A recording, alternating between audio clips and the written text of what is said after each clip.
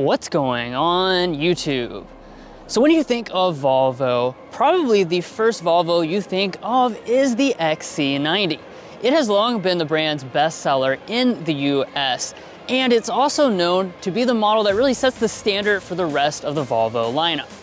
That's why I'm excited to be in southern Sweden, just outside of Copenhagen today, to take a look at the newest version of this XC90. So with all the improvements that Volvo has made, does this stand up well against all the competition? Well, let's go ahead and find out.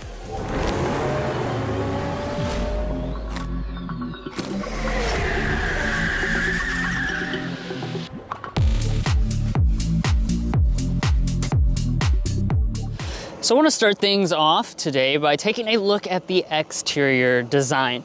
Now, right as soon as I walk up to this new XC90, you're gonna notice that we've got a new look to the front end.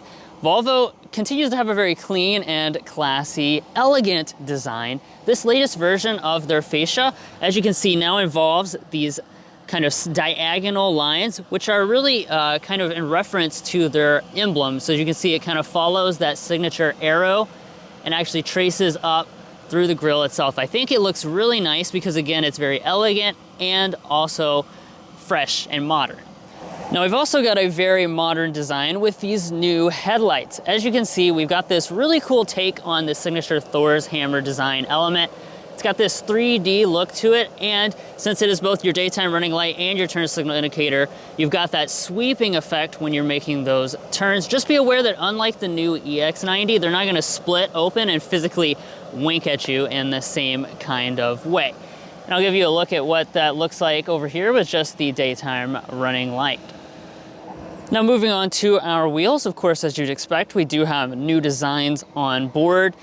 There's gonna be a few different sizes that you can pick between. This is the largest option. This is a 22-inch alloy wheel. We got the multi-spoke design with the contrast finish.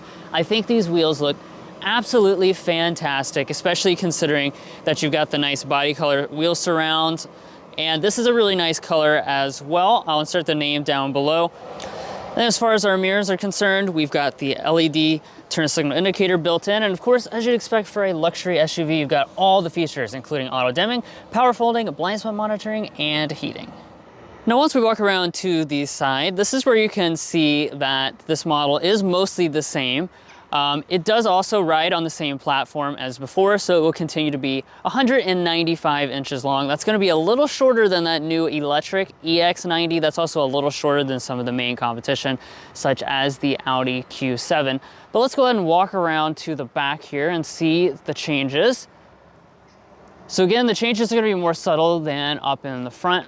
What you will notice is mostly that the taillights have this new smoked finish. It's gonna give the model a little bit more of an aggressive look. Of course, it's got the signature Volvo design, so it starts at the top and comes down. Just be aware that you still have the incandescent reverse light, but all the rest of the elements are full LED, as you would expect. Your wiper is going to be exposed. Your exhaust tips are hidden across the entire model lineup. Now, as far as your tow rating, that's gonna come in a little over 5,000 pounds.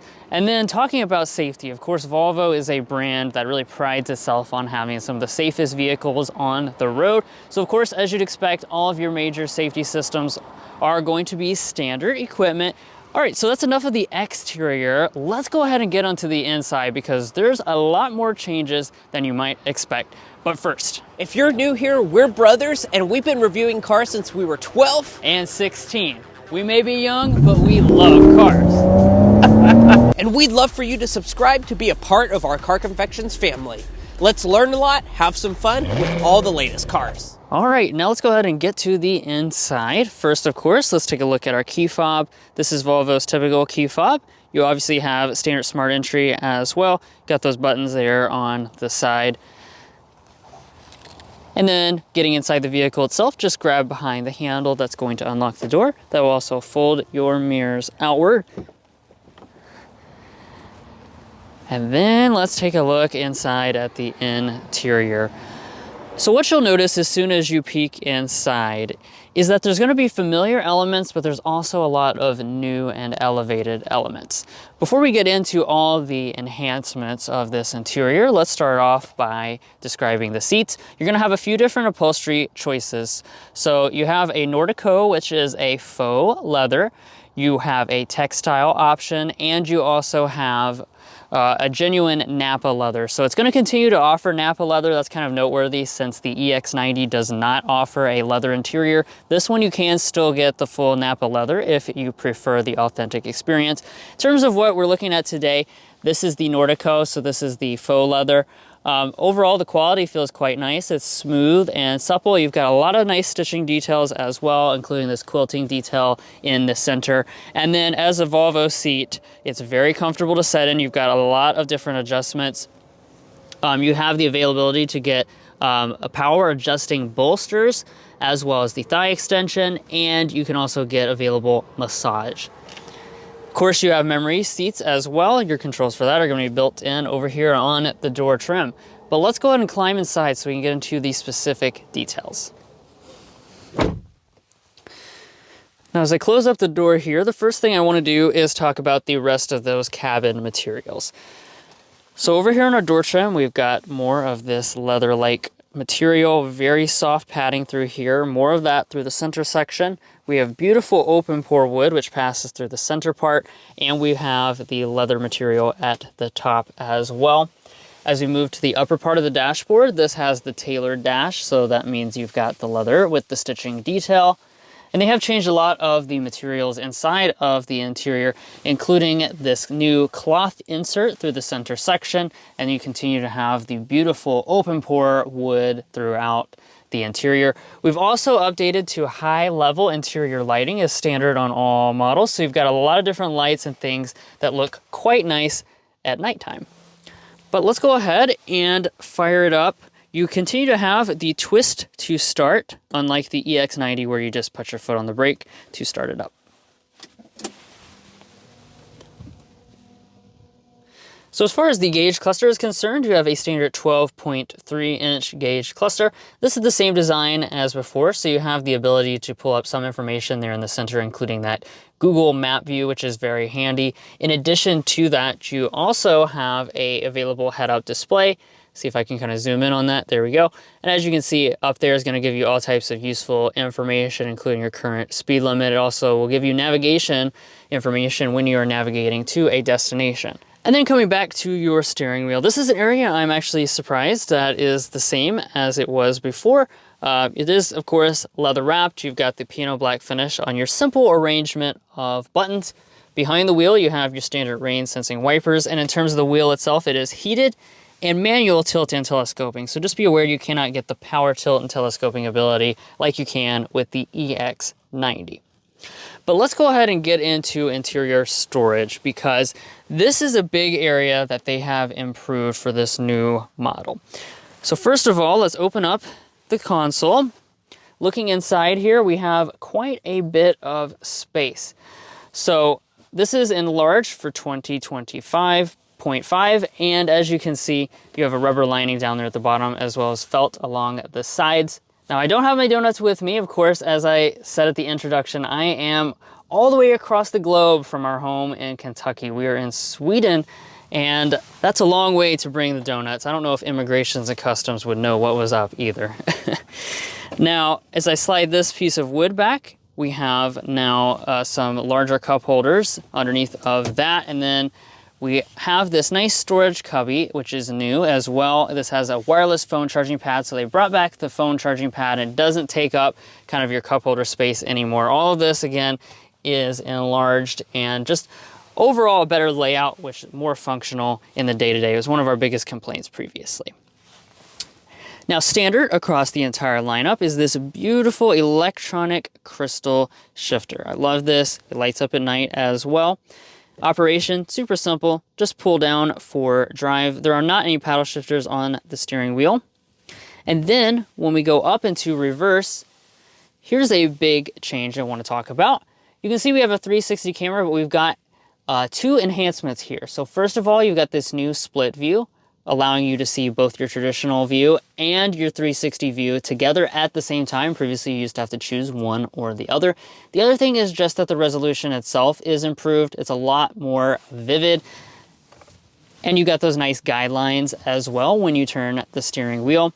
You can press right there and go into some additional views, make that larger, and change all different types of settings over there on the side. And of course, for park, just press that P right behind the shifter. You also have an electronic parking brake with brake hold. Rising above here, a lot of you guys will be happy to see you have physical controls for your audio system.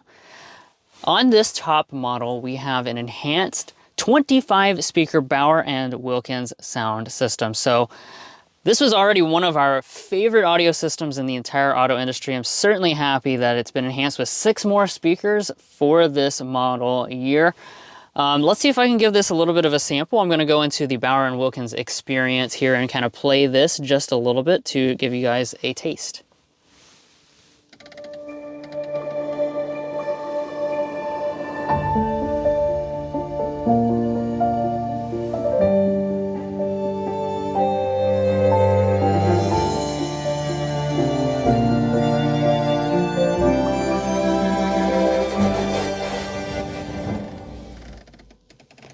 Absolutely incredible. It just sounds phenomenal.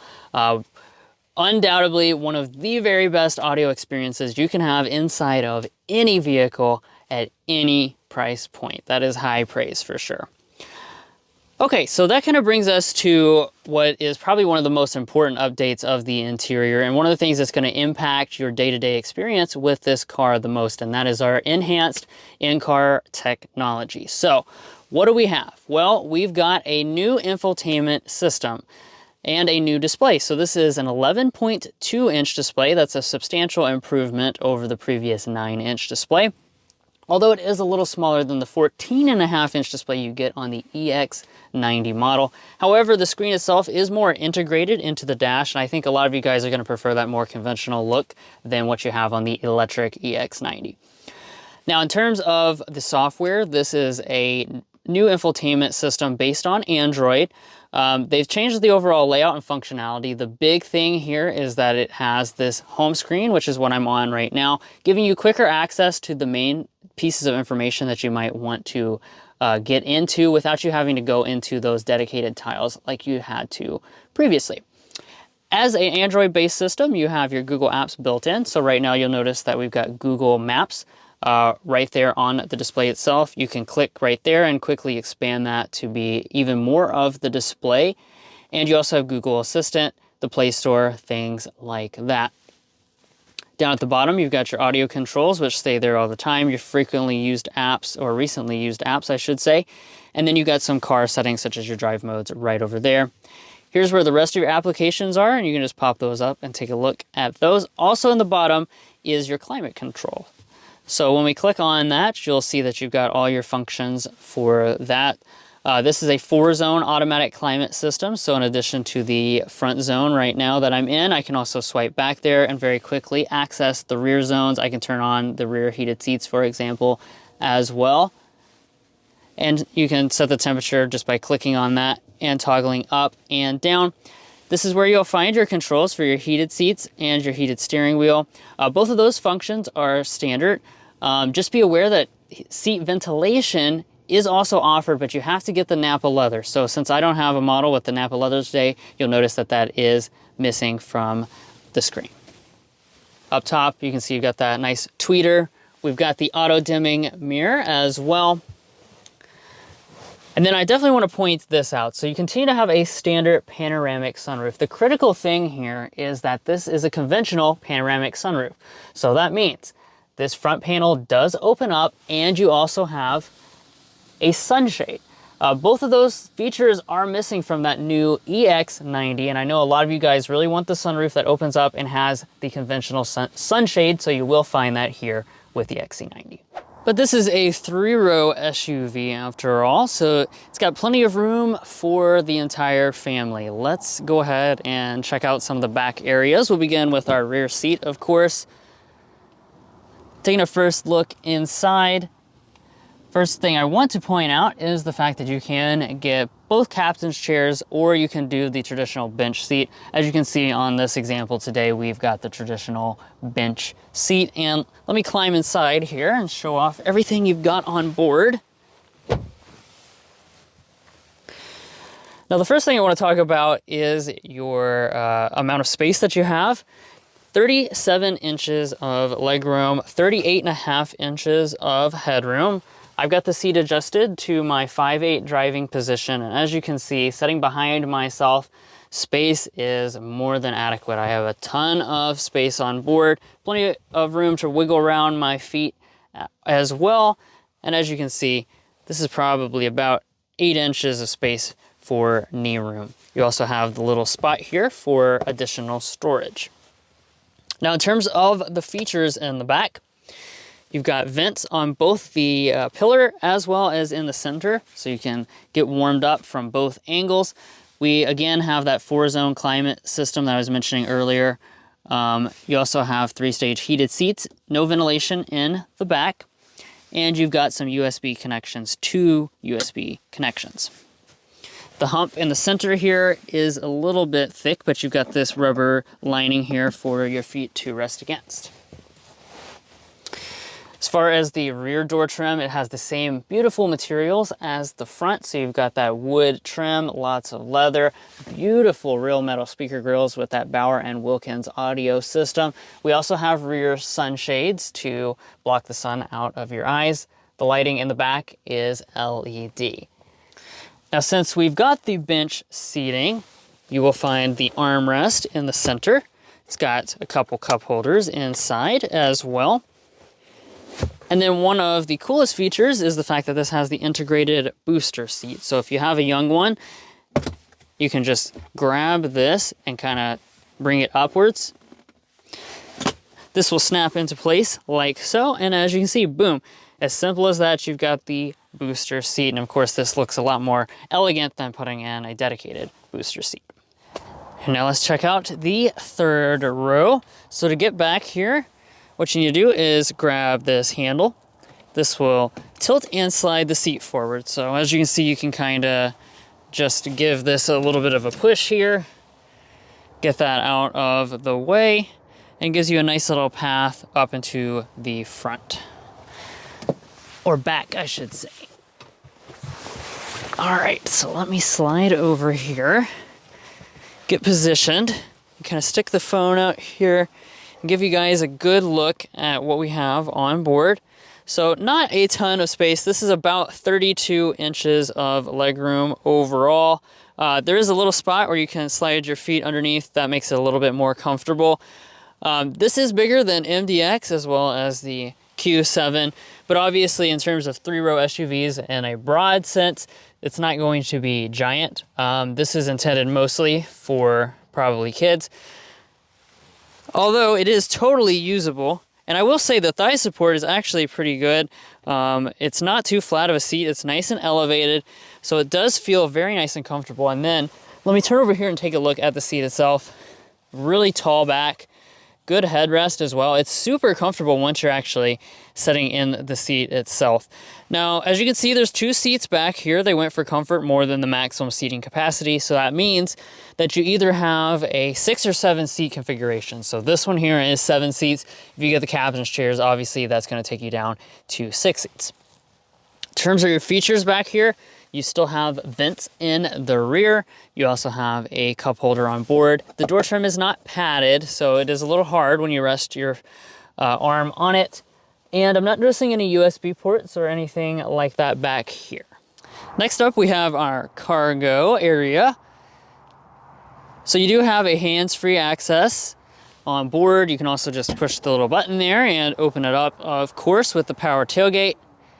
And as you can see, we have plenty of space inside. The maximum capacity for this model is going to be a little over 66 cubic feet of space. I'll go ahead and insert the dimensions for the other 2 configurations behind the 3rd row and behind the 2nd row. But as you can see, even behind the third row, we have plenty of space. This is certainly enough for a couple suitcases or camera equipment, which is what we had loaded on board just a moment ago before I took it out to give you guys this nice clean shot. Now, one important thing I want to talk about is the third row and the folding. So unfortunately, we don't have the power folding third row from the EX90 with this new XC90. That means you continue to have to reach up here, grab this, and then push it forward. That itself is not difficult, but here's the thing I'm disappointed by. They still have not given us a strap or any good mechanism to bring it back into place. So I don't really mind, pulling it up, but I would like to have a strap. As it stands right now, you've got to go up there, fold the second row down, and then grab that, push it forward from the second row. I wish we could just easily pull it upright from the cargo area. And speaking of, another thing I do want to mention is that you cannot fold the second row electronically from the back like you can on some of the competition. You've got to go up there and fold it down, which is something I'm going to do right now. And after I've done that, you've got a really nice and completely flat loading floor. But let me go ahead and set the camera down so that I can use the tape measure and give you guys those dimensions of how long this cargo area is, as well as how wide and how tall it is. Now, getting out the tape measure, I'm gonna give this measurement behind my 5'8" driving position. We're looking at 83 inches to the back of the cargo area. When I bring this in to behind the second row, we're looking at 51 inches. Behind the third row, 27 inches. Overall width is coming in at 42 inches. And then let's get the height here. This one's a little harder to do. Pardon my issues with this. This is more of Mason's jurisdiction.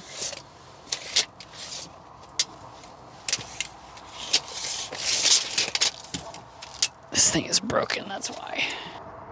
Now that I've got that positioned, we're setting at just under 32 inches to the top. All those figures are pretty good. And lastly here, you have a little bit of underfloor storage, not a ton, but it is enough to fit the charger here on this plug-in hybrid model. Just be aware there's no spare tire, but you do have a fix-a-flat kit underneath of that storage area.